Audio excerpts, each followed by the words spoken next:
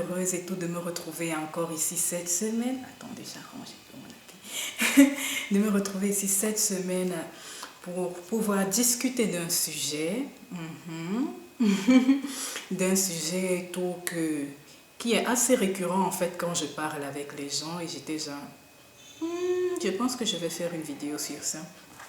Et je me suis rendu compte en fait, quand je parle avec beaucoup de personnes et je les demande et tout, on parle et tout en fait du salut, comment être sauvé et ça. Et puis beaucoup de gens me disent, oh, si je fais du bien et tout, je vais aller au paradis parce que le Seigneur sera content avec moi, ou bien ils vont dire en fait que ah, mais si je fais beaucoup de bien et tout, genre vraiment je me donne et tout à Dieu et tout ça, je vais aller au paradis, mais si je continue à servir Dieu, il sera content, je vais aller au paradis. Mais après j'étais genre, ah bon?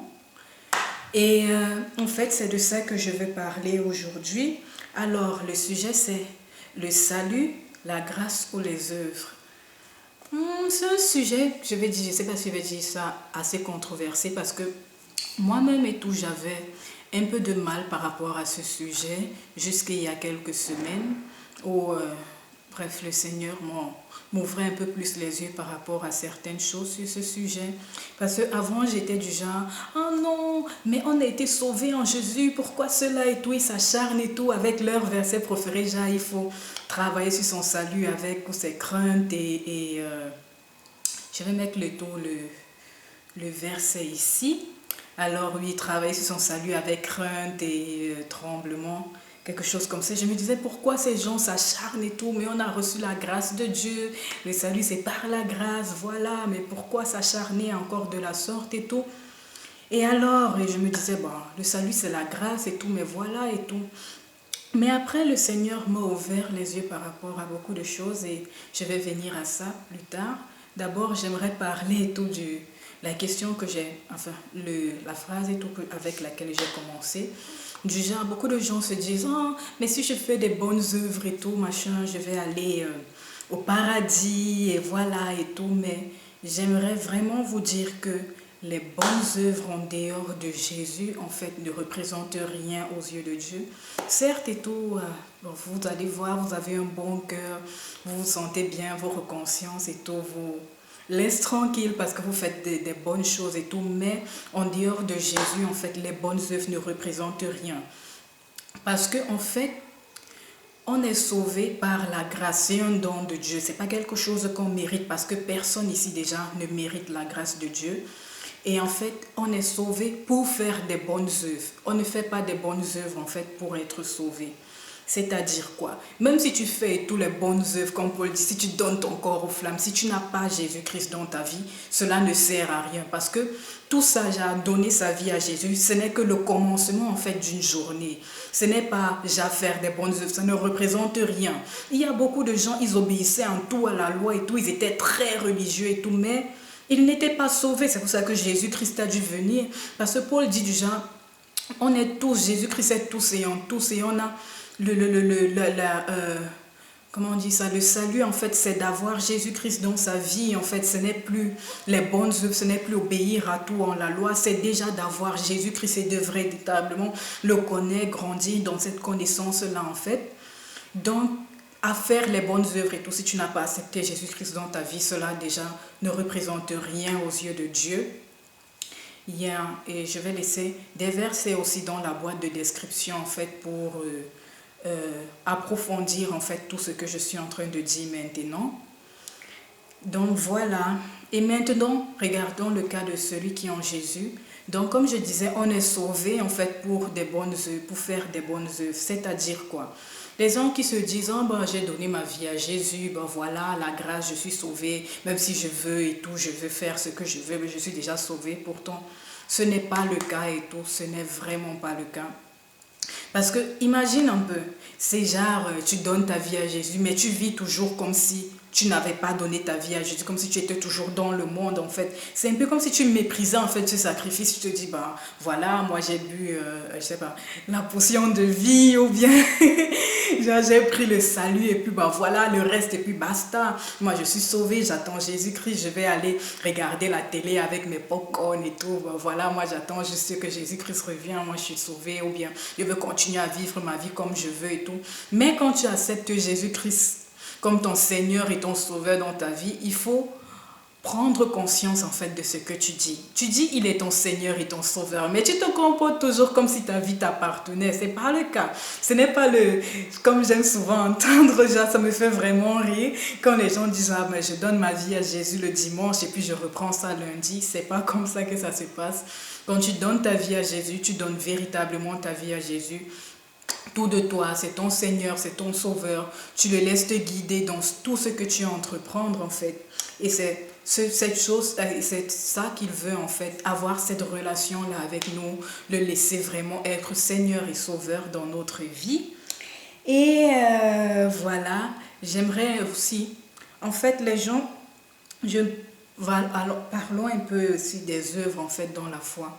Parce que comme je disais, on est sauvé en fait pour accomplir de bonnes œuvres. On n'accomplit pas de bonnes œuvres pour être sauvé.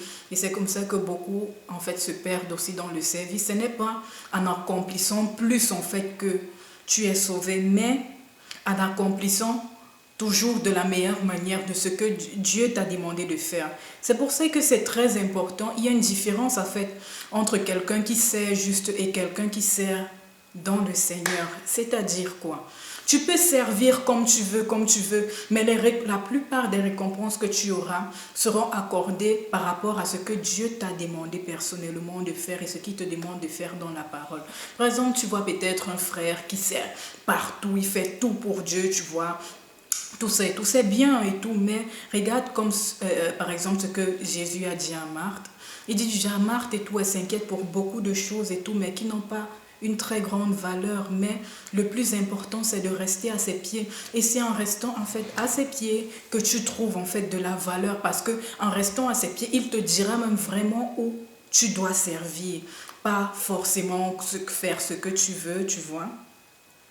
Et voilà un peu, et comment dirais-je, qu'est-ce que je vais dire, voilà, on parlait de servir en fait à ses pieds. C'est très important de te laisser conduire, même dans ton service, de laisser le Seigneur te conduire, même dans ton service. Tu ne sers pas juste pour servir, c'est bien de servir Dieu, mais laisse-le te diriger en fait dans ta manière même de servir, parce que à la fin et tout du compte et tout, quand tu regardes, tu sers Dieu, tu fais ça pour lui faire plaisir en fait. Est-ce que tu vas lui faire plaisir en fait? Tu n'as même pas consulté son avis, tu lui as même pas demandé Seigneur, est-ce que je devrais être là-bas, tu vois. Et mais vraiment arrivé, ça devient et tout du genre, imagine tu sers partout, à la fin quand le Seigneur va même vraiment te demander de faire quelque chose, tu n'auras même plus d'énergie pour faire en fait ce que le Seigneur attend vraiment de toi. Vraiment être même sage et tout, même dans la manière de servir. Et voilà et tout, on regarde et tout, quelques versets et tout pour s'appuyer sur ça. Donc regardons dans Romains 10, 9 à 10, qui parle en fait de la grâce, en fait le vrai salut, qui vient de la grâce par des œuvres. Romains 10, de 9 à 10, il dit: si tu confesses de ta bouche le Seigneur Jésus, et si tu crois dans ton cœur que Dieu l'a ressuscité des morts, tu seras sauvé. Car c'est en croyant du cœur qu'on parvient à la justice, et c'est en le confessant de la bouche qu'on parvient au salut. C'est-à-dire quoi? Déjà, le salut, c'est pas par les œuvres et tout. On est sauvé pour faire de bonnes œuvres. C'est un peu du genre, tu es sauvé en fait, et maintenant tu dois vivre cette vie-là que tu as confessée en fait. Tu vis maintenant cette nouvelle vie que tu as confessée, à que tu appartiens. Ce n'est pas tu fais des bonnes œuvres et tout parce que tu te dis que le Seigneur sera content, il va te sauver. Non, c'est vraiment pas ça. Le salut vient du fait que tu crois en Jésus et tu le confesses de ta bouche. Et quand tu crois vraiment, ça veut dire que tu penses que ce que tu as dit, en fait, c'est ce que tu penses vraiment. En fait, tu penses vraiment ce que tu as dit quand tu dis « il est Seigneur et Sauveur ». Vraiment, tu le laisses être Seigneur et Sauveur. Et vraiment, regardons Éphésiens 2, du verset 8 Et verset 10, pas 8 à 10, 8 et 10, il dit, car c'est par la grâce que vous avez été sauvés, par le moyen de la foi. Et cela ne vient pas de vous, c'est un don de Dieu. En fait, le salut ne vient pas de nous. C'est le Seigneur qui choisit, c'est un don. Il le donne librement à qui il veut. C'est un don de Dieu, cela ne vient pas de nous. Et 10 dit, car nous sommes son ouvrage ayant été créés en Jésus-Christ pour de bonnes œuvres que Dieu a préparées d'avance afin que nous les pratiquions.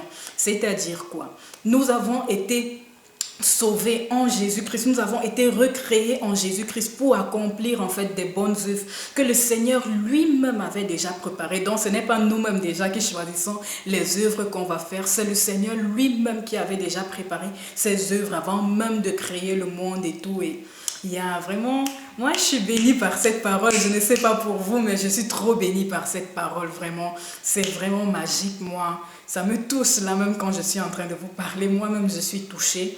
Vraiment, la parole de Dieu, elle transforme, elle fait du bien. Et voilà, touché et tout, genre, pour les bonnes œuvres et tout qu'il avait préparé en avance afin que nous les pratiquions. Vraiment, je nous encourage surtout pendant ces moments qui sont assez difficiles de vraiment continuellement chercher la face de Dieu, vraiment s'attacher à Dieu, vraiment prier pour moi aussi et je prierai pour vous aussi, vraiment qu'on puisse rester attaché à Dieu, surtout dans ces moments difficiles, vraiment chercher sa face et tout pour qu'il nous révèle en fait les bonnes œuvres qu'il avait préparées pour nous en Jésus-Christ, s'il vous plaît, en Jésus. Et voilà, vraiment, soyez abondamment bénis, je vous aime, mais par-dessus tout, Jésus-Christ vous aime beaucoup plus que moi, donc il faut lui regarder, lui, pas moi. Mais bon, je vous aime beaucoup et que Dieu vous bénisse.